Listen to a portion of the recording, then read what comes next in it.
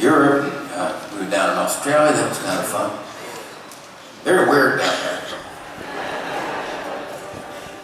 One of the things that's kind of different down there is that you have to fly everywhere because the cities are too far apart. You can't just drive like what we do around here, you know. And I remember actually Abe and I, not this last time, but the time before where we was in Australia, we had a mandolin player with us, a guy named Gordon.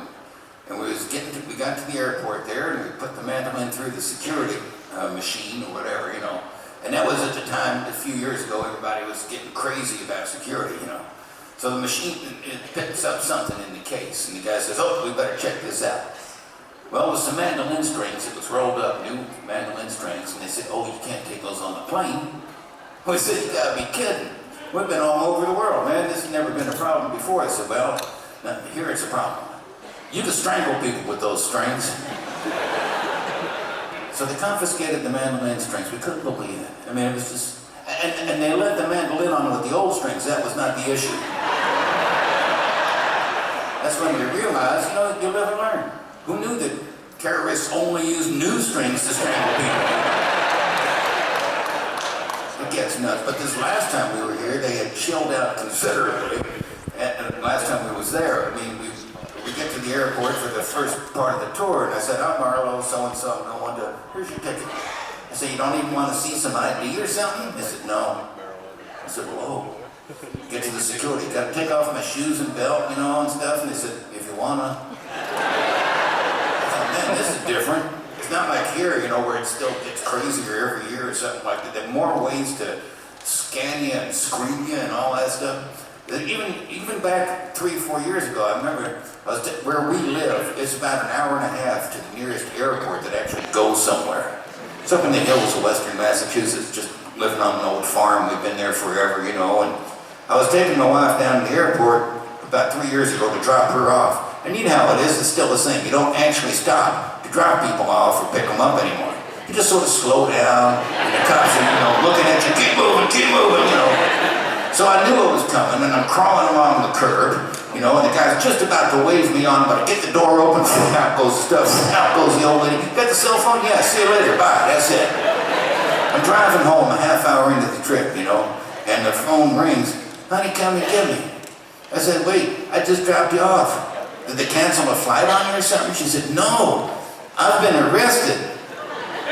I said, you've been arrested? She said, I can't talk about it now, I'm in handcuffs, just come and get me. So I turned the car around, going back to the airport. It's down in Connecticut. And, you know, and I'm calling the kids. Mom's been arrested. Pretty soon, the Connecticut State Troopers are calling me on my cell phone. I don't even have it down my number. They're calling me up, giving me the instruction how to come and get my wife. I got to pull the car and park it behind the squad car that's parked in the no parking zone.